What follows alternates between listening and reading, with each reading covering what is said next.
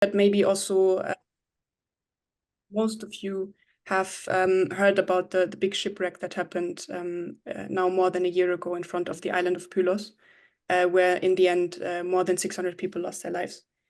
And then maybe some of you have also followed maybe a bit the aftermath of the shipwreck more closely, including the accusation of 9 of the survivors for smuggling and for causing the shipwreck, and then the detention, the trial, and then the final decision.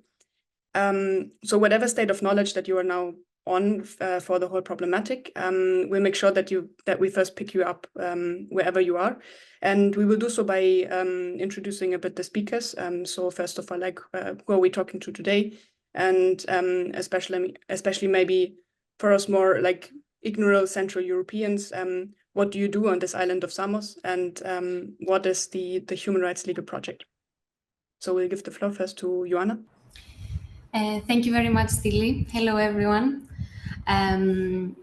We are very happy that we can have this discussion today and shed light to the cases of border violence that we are witnessing, unfortunately, almost daily on the island of Samos and Greece.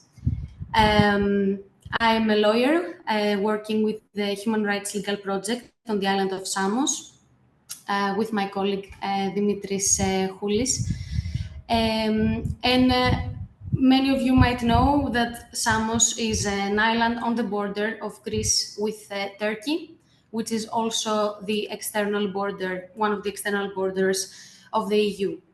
So unfortunately, we are watching almost daily numerous violations of the fundamental human rights of people on the move.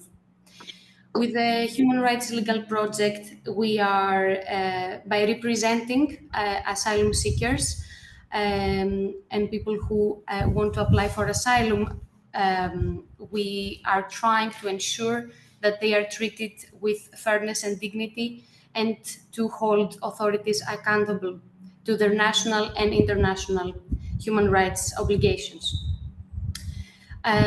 We are dealing a lot with cases of pushbacks, of people trying to seek safety on Samos by boat, that are,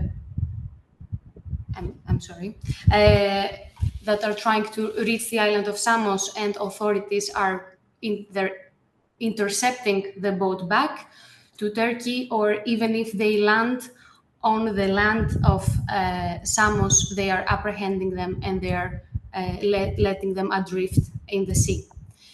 To the people that will manage to arrive and register and manage to express their will to apply for asylum on the island of Samos, we also see that they are criminalized, a lot of them, for the mere fact that they have migrated.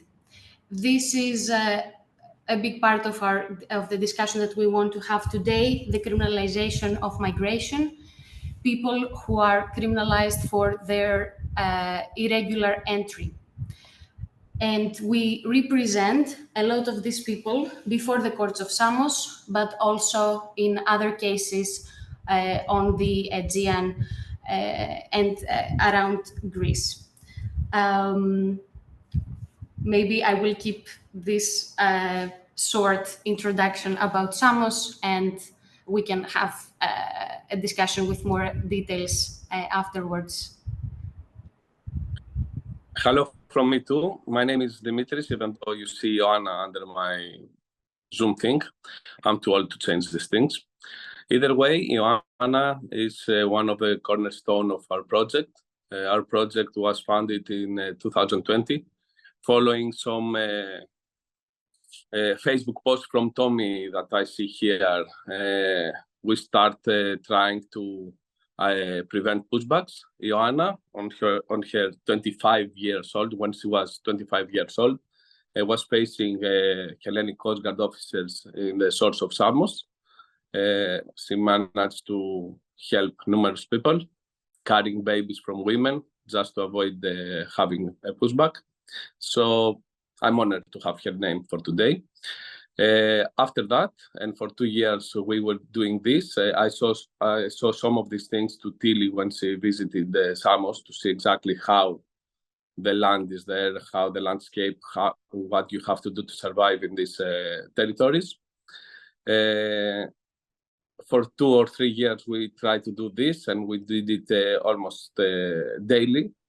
And we managed to work with MSF to help also in this area of the pushbacks and of preventing pushbacks, sometimes following Tommy's post and then directly from the people asking for help.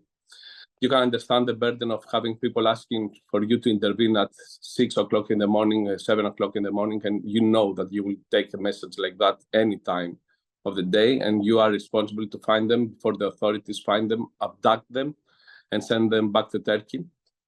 We have witnessed so many horrible cases of separating a husband from his wife, of having a wife of a pregnant woman, 9 months old, being pushed back and then giving birth on a boat or right after her arrival in Turkey.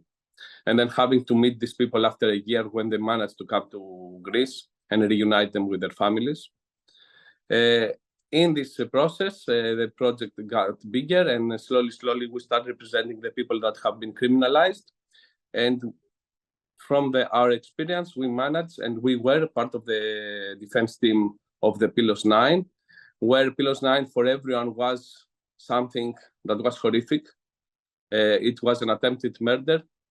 It was murders, and it was an attempted pushback, and then they criminalize people. But that's our daily life in Samos.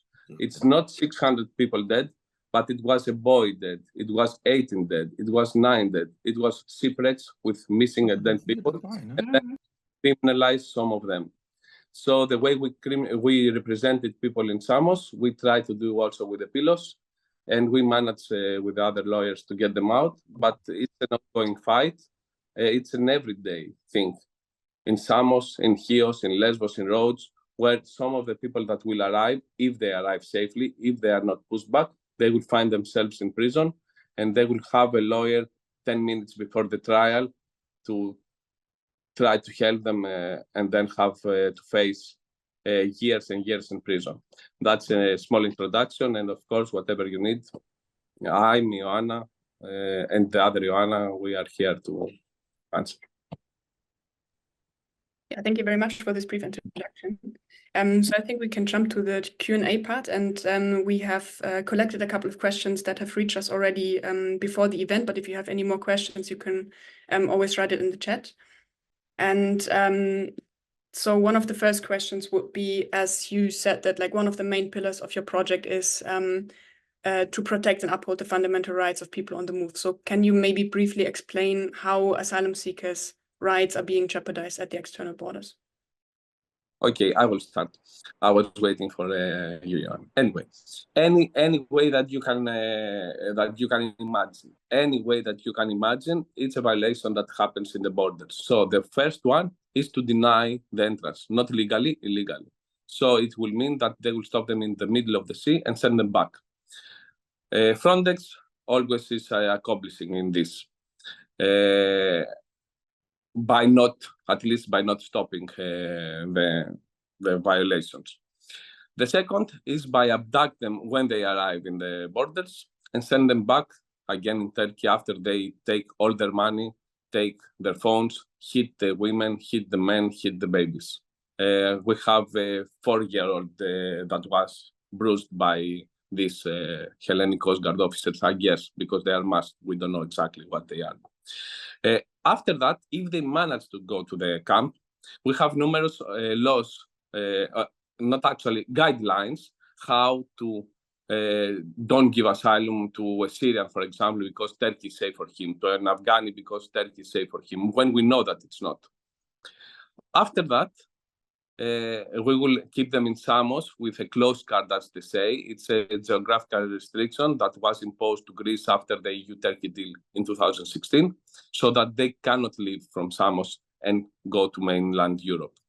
And of course, while we are keeping them here, their basic human rights are being violated too, because they will be beaten up by police officers while they're in the camp sometimes, and we represent these people against the Greek authorities, against the police officers.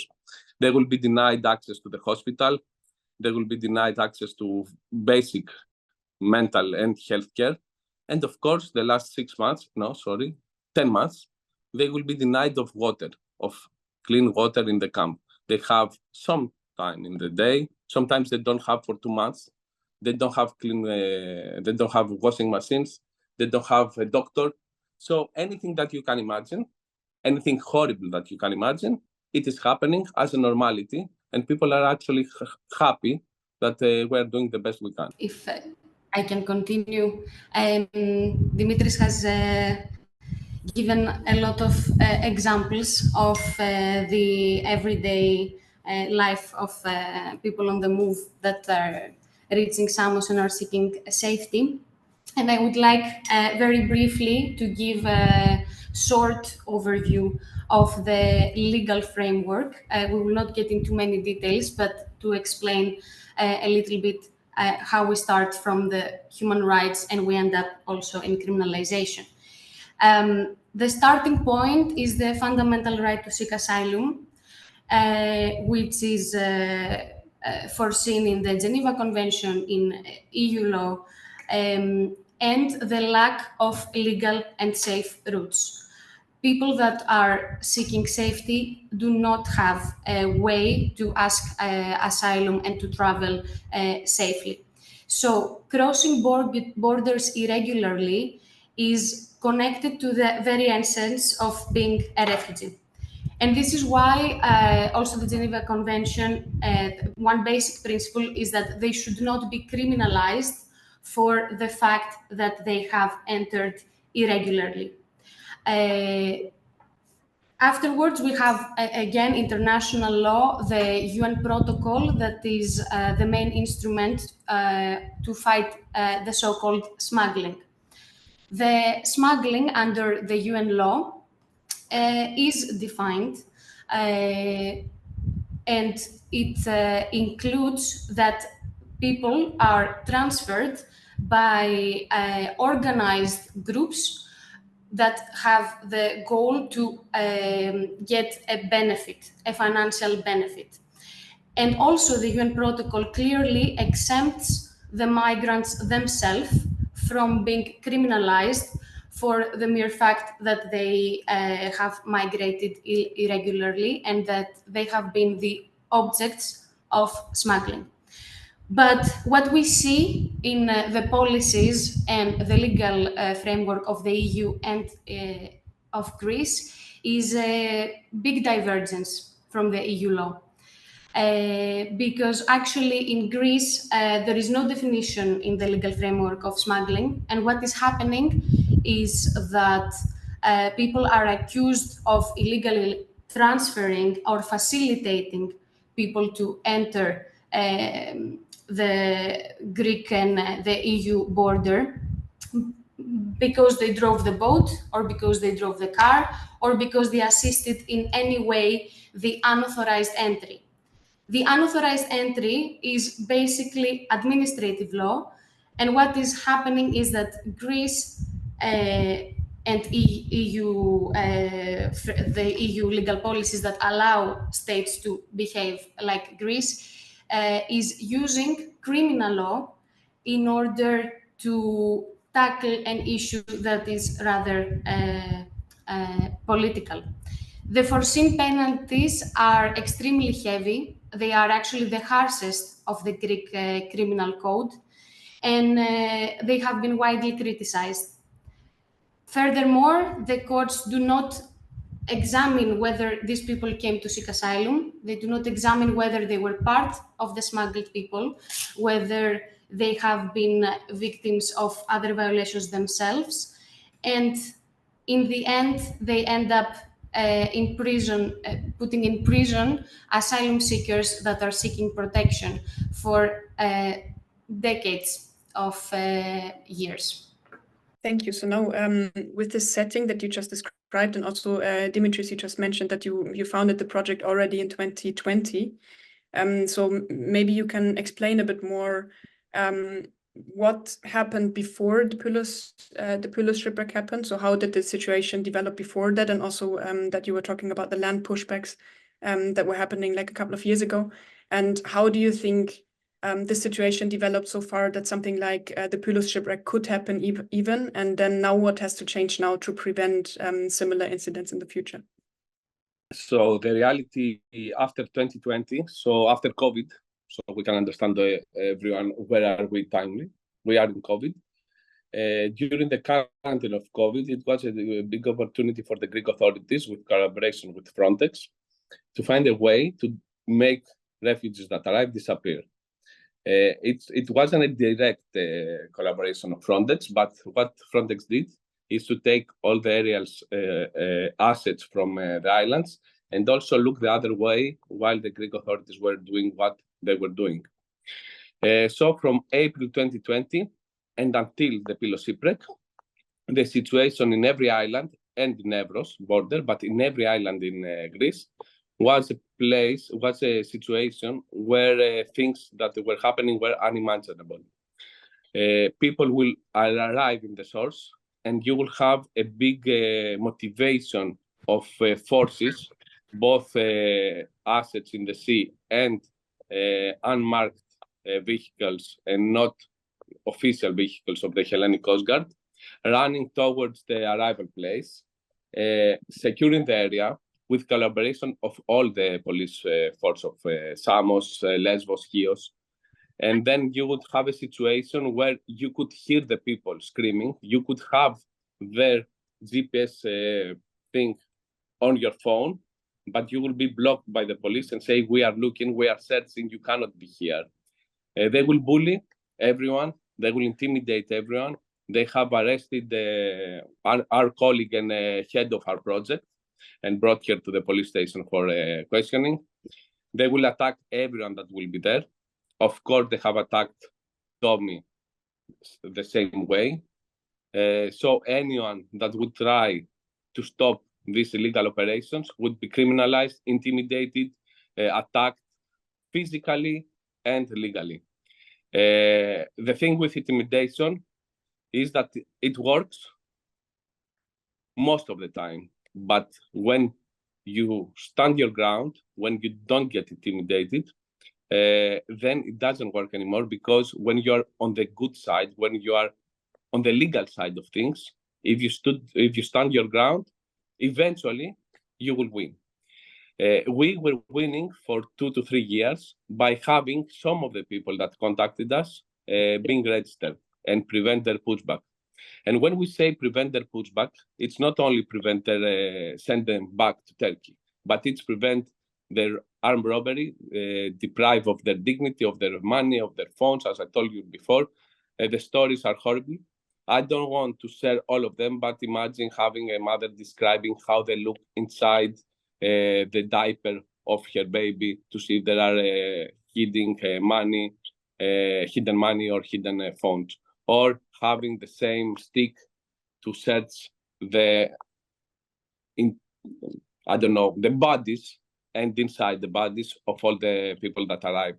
So when you prevent the pushback, you don't just prevent a pushback, but you prevent a violation of every single human right, of any dignity of a person. I can say that after 3 years, I'm very proud for what we have done this period, but we didn't manage to mobilize enough people to stop everywhere what was happening. What mobilized them was the 600 people dead from the Pylos shipwreck. After the Pylos shipwreck, suddenly people could arrive safely in the land. No one would harm them. And actually, the Hellenic Coast Guard for 2 months was uploading footage of them saving people in the sea, just to show that they are the good guys and they are saving people. The change that happened after the Pylos shipwreck shows what was happening these last 3 years. Because when after Pylos shipwreck you have everyday arrivals, that people arrive safely in the camp, and the Hellenic Coast Guard helps them, it means that these 3 years, the same people were trying to come and they couldn't. The testimonies of these people the ones that were brave enough to give testimonies, they say that they have been pushed back for 8, 10, 11 times. And every time is the same pattern of violence, indignity, and things like welcome to Greece, and then hit you in the face, and then put you in a boat and send you back. Of course, if you have seen the BBC documentary, you can see the footage from New York Times. This is what we were facing. Fahad Mullah, the guy that that took this video, it was our dream to take a video like that, but we weren't monitoring, we were intervening. You can do two different things, either monitoring, as he did, and prove to everyone what happened, or to actually intervene before these people are taken in the boats and sent them back.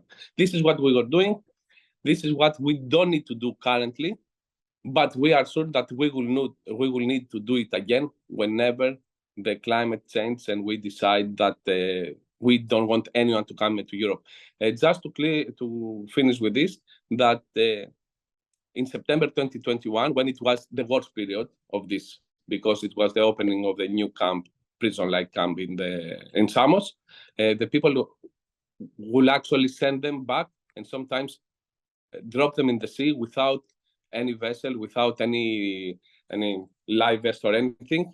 And this is also part of the BBC where 2 people died. It has happened also 10 days earlier. And again, Tommy has documented these things. So it's not something that we didn't know. People knew, people should have known, and we should have asked more why for 3 years these things were happening to our shores. Anyway, that was our contribution. We feel proud, okay, but still it wasn't enough because a lot of people died during this period and a lot of people got humiliated during this period. Yes, as Dimitris explained, this situation that has started from happening to a boat that could carry 5 people or 40 people, in the end, after 3 years, we had the Pylos shipwreck with 600 people missing and dead. What could be done to prevent similar incidents is exactly as Dimitris mentioned, we need more monitoring of the violations. They have to be monitored by independent actors and mechanisms, because Greece, for example, is proudly announcing that they have a mechanism to monitor which is connected with the ministry, so it's not independent.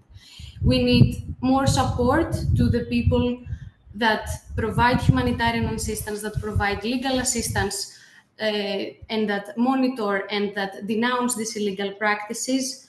We have seen cases of intimidation, cases of criminalization, as the case of Tommy, who is attending.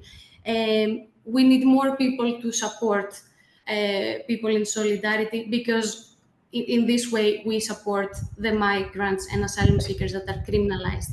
We need real and effective investigations of the violations that are denounced on national level, but also on EU level, because the EU is acting like they don't know, and that like Greece is the one responsible to investigate, but we all understand that this is a conscious choice to look away when they are not holding Greece accountable, when they are not ensuring that there are the mechanisms in order to prevent similar incidents. Thank you. So now that we learned a lot on what you did do, maybe let's talk a bit about what you do at the moment. So you are representing people who are being criminalized for smuggling or other verdicts. So maybe you could talk a bit more about like what do you do to support people in those cases of criminalization, and maybe you can also give a couple of examples of cases that you've been representing, and maybe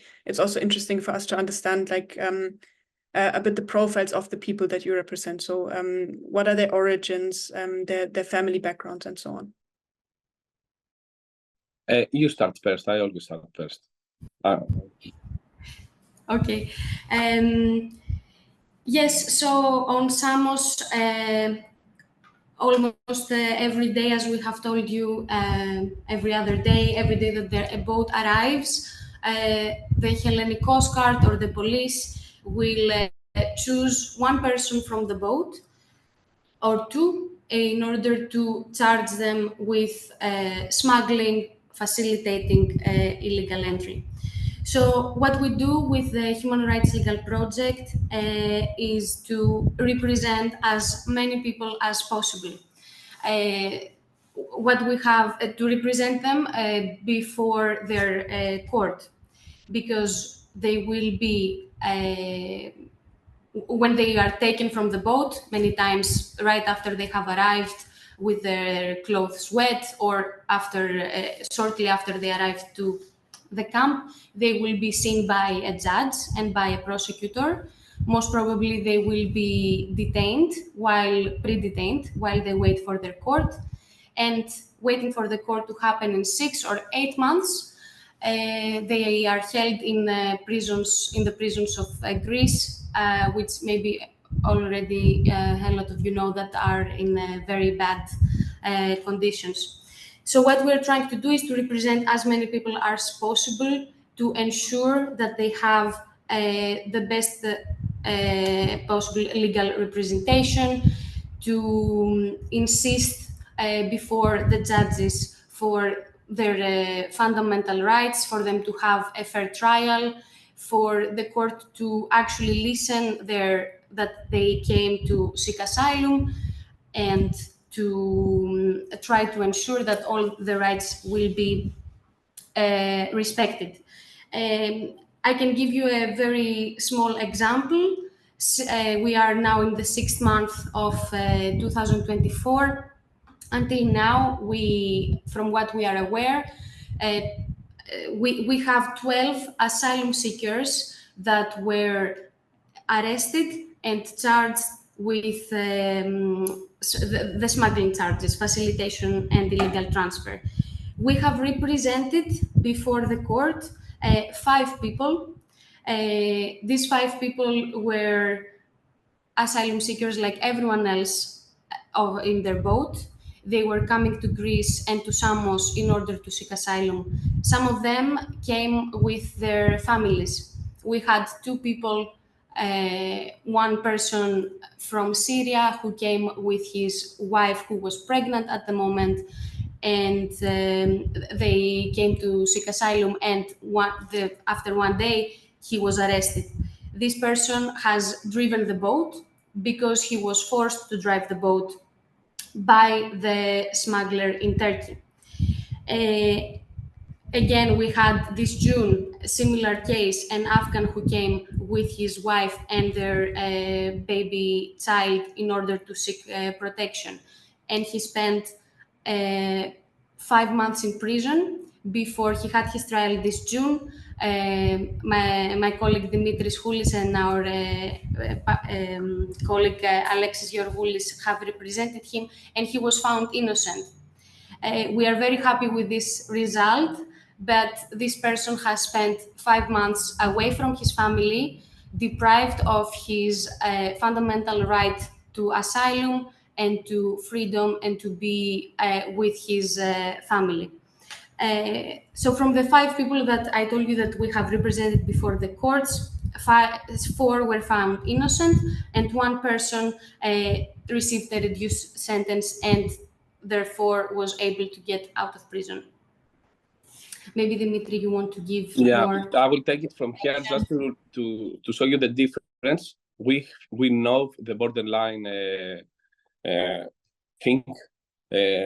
essay that said that the average is 50 years in prison for these cases.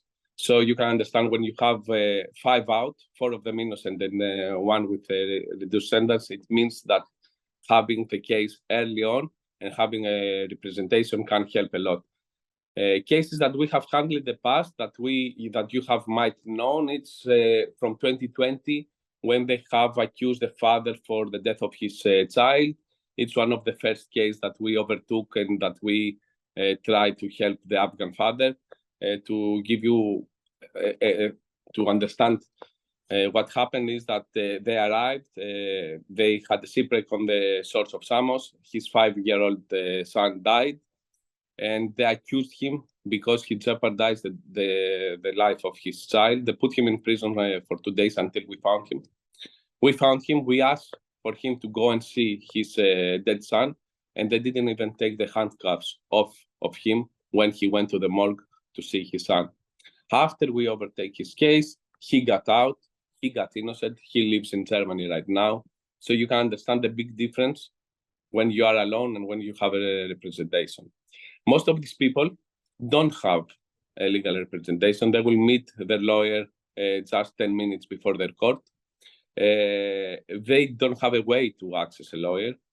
And there are a lot of groups like the Captain Support Network that try to connect the people that are criminalized with lawyers locally.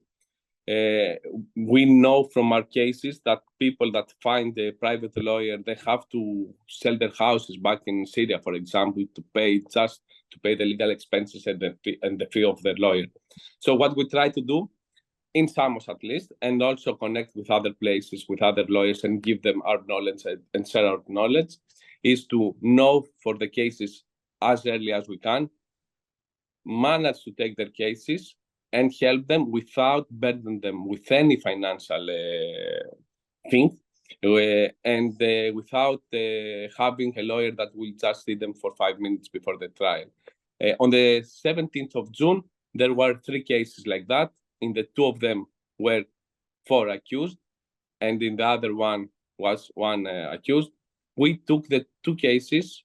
We didn't know about the last one. So the last one had a lawyer appointed by the court the last minute.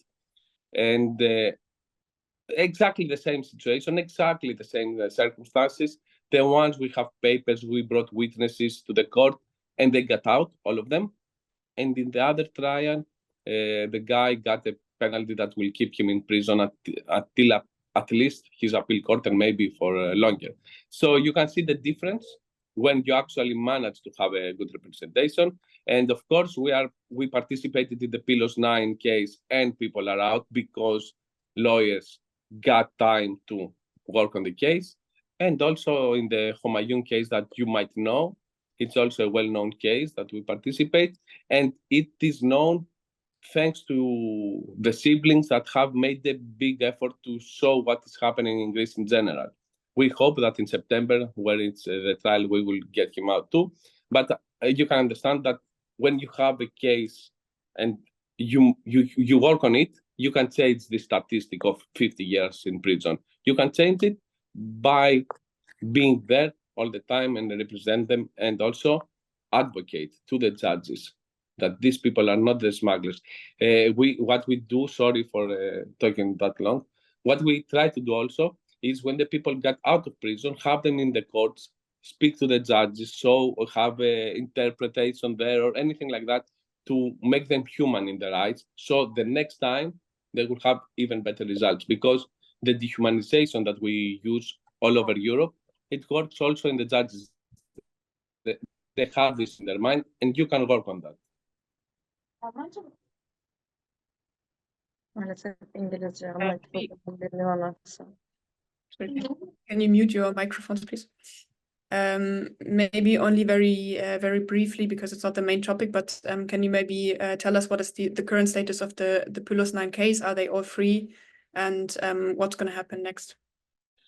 They are all free, all of them, after administrative courts by the other lawyers. They overtook their cases.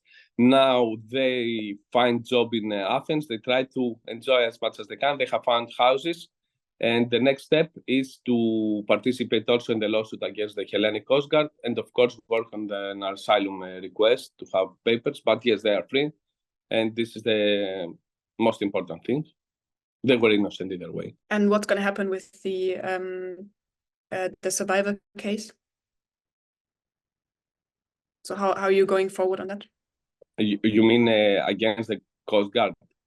Yes, exactly. This is overtaken by RSA, AEGEAN, GCR, and other big organizations and lawyers. I don't think that there will be an effective investigation. I don't think that they will have someone in prison as they should, because the moment they will do this, all the other Hellenic Coast Guard officers deny to do what they are doing and to protect the borders of EU. So I think we will have one more investigation where we will see that nothing happened, And after 7 to 8 years in the European courts, Greece will be condemned, convicted for the lack of investigation for this case. This is my thinking. I don't know. I think this is what will happen. Okay, we will also talk a bit more about the consequences for the Greek Coast Guard and authorities later. So maybe if we take like the whole topic a step further, I think all of us are aware that this is not only like a Greek problem, but it's like more an EU problem. How is the EU responsible for all this brutality that's happening at the borders? And how can also EU authorities or also EU politicians and representatives be held accountable? And when you speak with them, do they listen to you? Or do you have like, how's your advocacy work with EU representatives? So, first of all, they all know more or less. When we were talking to the EU Commission representative in Samos, he was from Holland, he knew about these things, but he said, if I don't have proofs, I cannot do anything. All of them know. We have spoken to MEPs, members of the European Parliament, that visited Samos. We have actually shown them some of the things, and one of them, a German deputy, Cornelia Ernst, joined us in an arrival, in an intervention to a pushback, and she actually found herself 5 people hiding in the bushes. So she saw the masked men. She shared her experience with people in the European Parliament. So we all know that they know what is happening. But what is happening is what Europe wants to happen, and it's what Europe people wants to happen. And it's all because, partly also because of us, because we haven't changed the narrative of migration crisis, the narrative of migration problem. We haven't tackled this. We are always on defense, saying, no, it's not like that. And we have never been to the offense for the human rights and the EU values. Because what is happening right now is that EU is just a constitution that manages money or something like that, and has lost all everything that made the EU before. So there is nothing to connect us. We are building walls again. We are building fences again, and we are building camps again. I think that as long as the EU people agrees to these policies, nothing can change. And the only way to change these policies is to remind what unites us and not what divides us. And to remember the Ukraine situation, how 1 million people were welcomed in the EU with no problem. And we tried to stop boats of 5 and 10 and 40 people.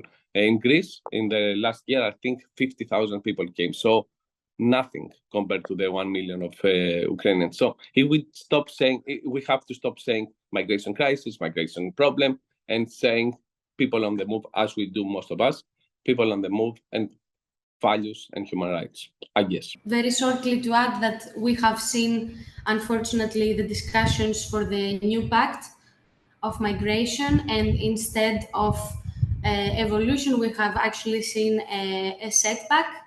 The shift has changed from trying to have measures and to ensure that the rights of the people are protected.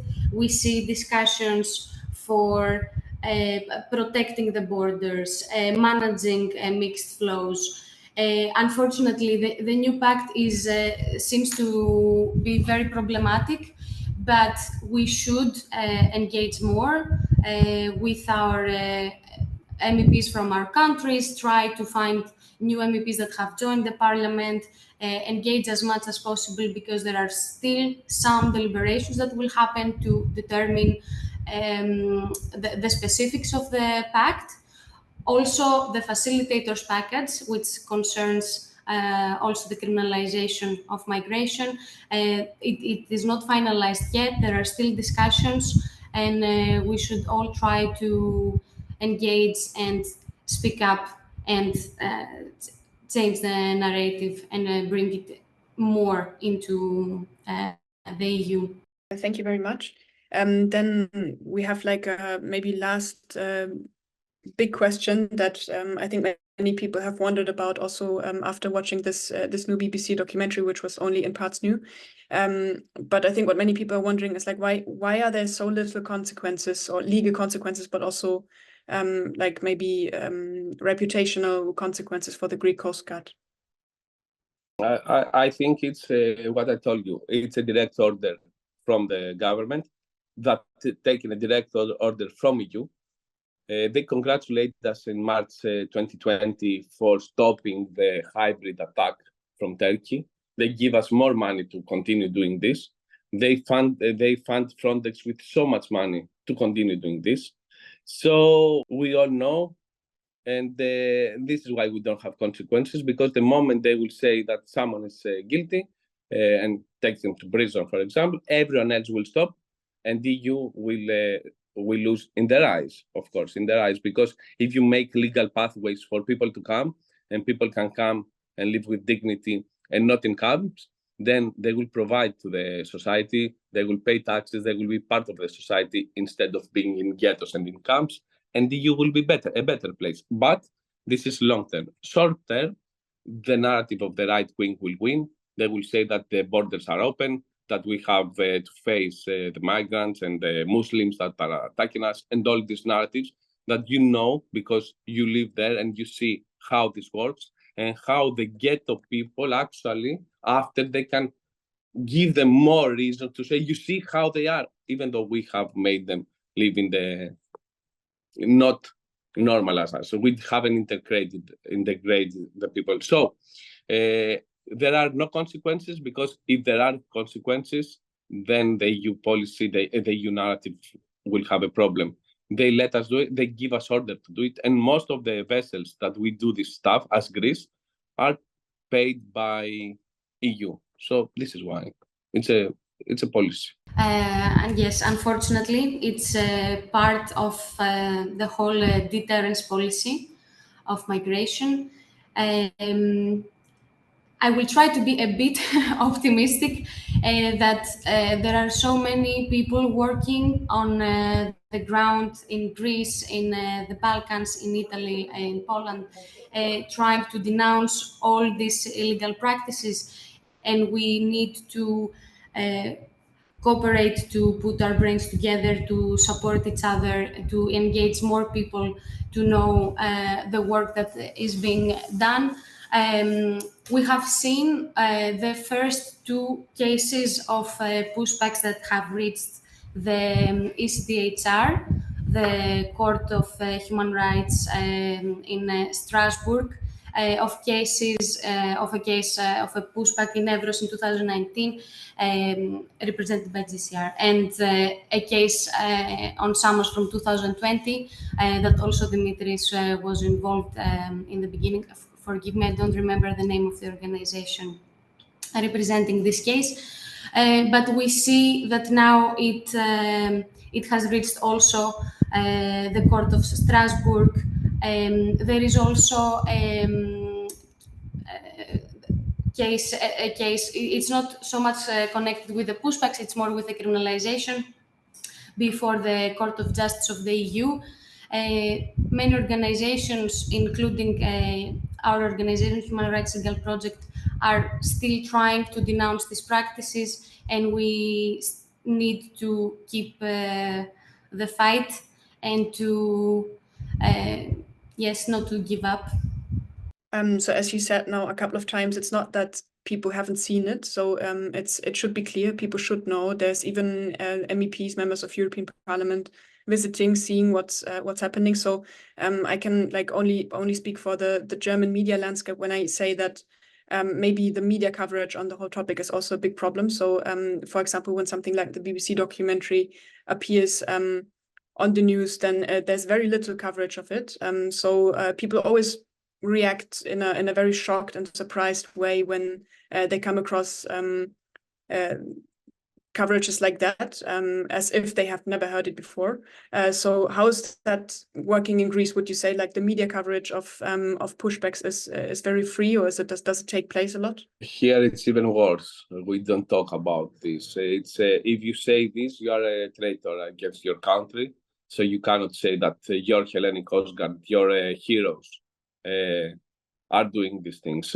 Just to clarify, of course, these people, the people that worked in the Hellenic Coast Guard were heroes in the 2015 crisis. We know, all of us, again, I say crisis anyway.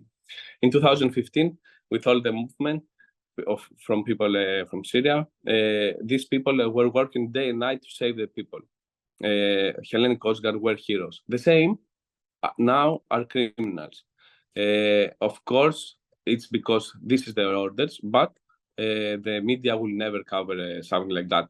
Even if you say something, I said something in Greek media after the Pylos court, and they cut the part of the pushbacks and the authority, the responsibilities of the Hellenic Coast Guard. So there is no freedom around that, and of course nothing will ever reach.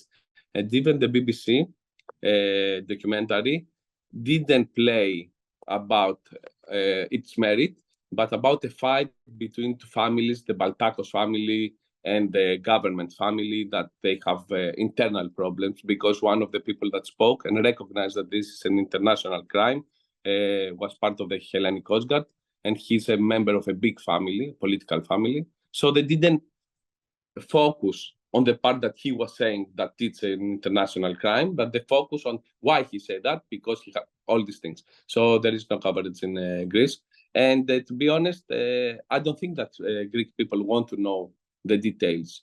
They know what's happening, as the European people know what's happening, but they don't want to hear the details, because when you hear the word pushback in Greek, it's a paraprothesis. So it's a very small word to describe. So a pushback, it's like a small pushback. Okay, no problem.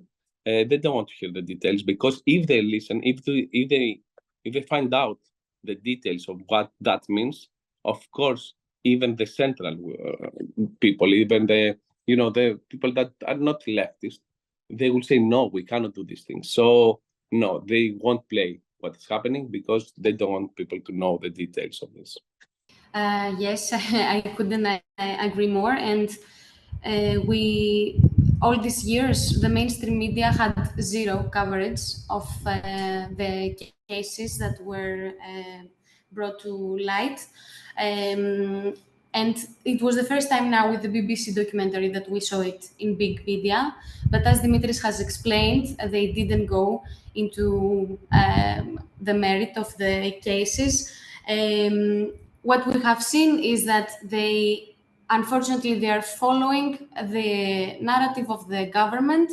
Right after playing the news about the BBC documentary, we saw the spokesperson, they broadcasted the answer of the spokesperson of the government, who directly tried to discredit the allegations that nothing is can be proved, and also directly connected it with criminalization, but in another way. He directly said that, on the contrary, the last years we have managed to protect the borders, save people, and tackle smuggling, which shows that this border violence and the policies of pushbacks and criminalization of refugees really go hand in hand, and how problematically it's been used by the government and by the media, and it's so important to try to change this.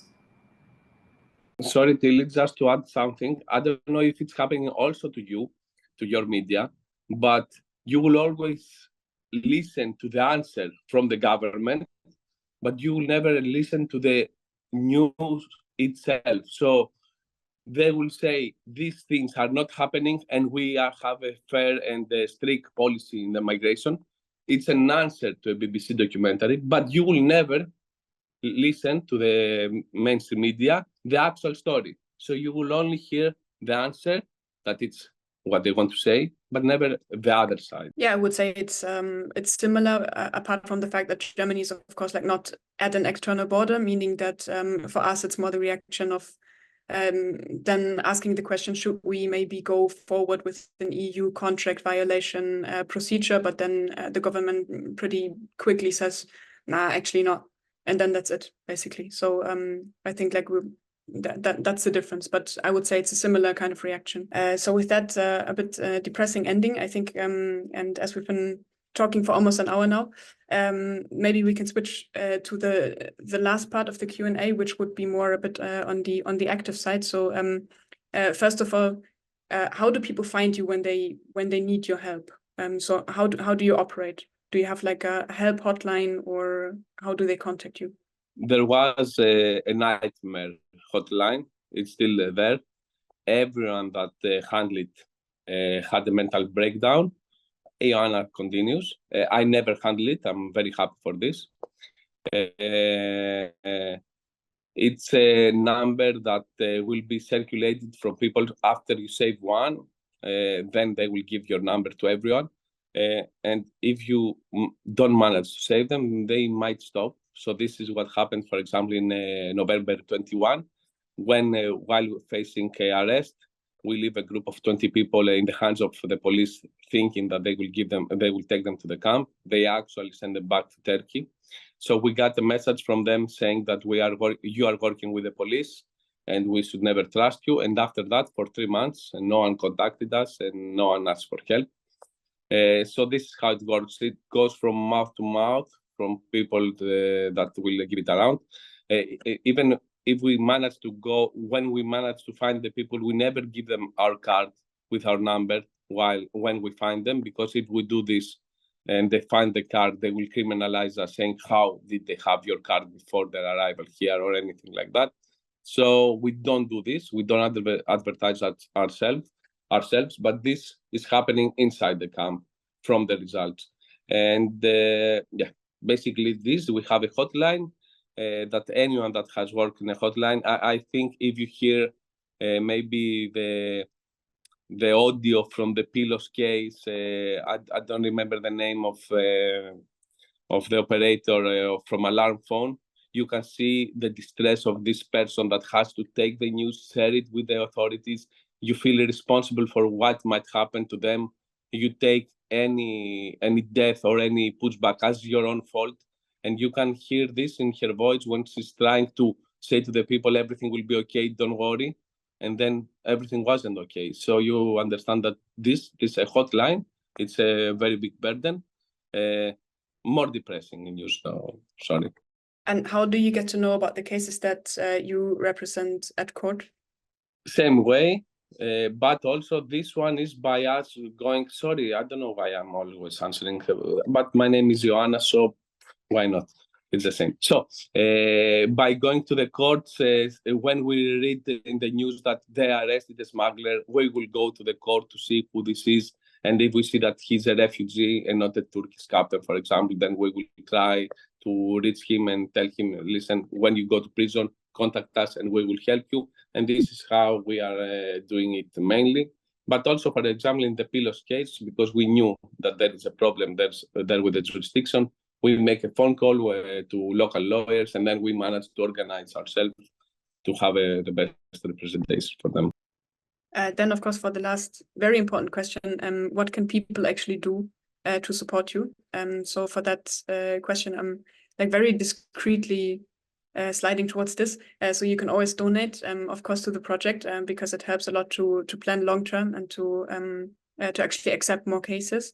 But maybe you have a couple of more input on like how people can support you, and maybe you can also answer the question whether, as now we're hearing about criminalization cases also of helpers and of humanitarians, is it actually dangerous to get involved, and what's the best way for people also in other EU countries to support? Again, you Ioana first, and I will say after. Yes, yes, we have here, as Thiel said, discreetly our QR code to donate to HRLP. As Dimitri said before, we want to represent people and for free, so that they don't have to pay in order to be represented before the court. Unfortunately, the criminalization cases are very expensive. To give you an example, the simple case of someone accused of being a smuggler before the one-member court of appeals of Syros on Samos costs only the court fees cost 880 euros, and to bring witnesses and additional documents, the costs are risen. So any support to our website is very valuable. To a lot of the money that we receive, we want to go directly to the representation of people, to their court fees, to cover their court fees. Okay, I understand what you say, but for me, it's something even better than this. It's to come to Samos, as you did. People can come to Samos, can visit us. I will make sure that I will take them wherever I take you. I will take them to see. I will take them to see people in prison if there are cases. And when you see it, it's better than donating, because then you are being a part of it, and then you are like how they say, apostolos, apostle to issue. Anyway, then you spread what you have seen to other people. You try to mobilize more. You see with your eyes what we are describing. And I think this is part of what happened in the Lesbos in 2015. People actually went there to help, and this is how they create organizations that they are still working. So visit Samos. It's a beautiful place if you don't think what is happening there in our source. It's a very nice place where you can see, you can know, and then you can share your experiences with others, and then all together donate money. So it's not just you donating, but more people. But the important thing is to be there and know and see also what's happening and the result of having people there working in this situation.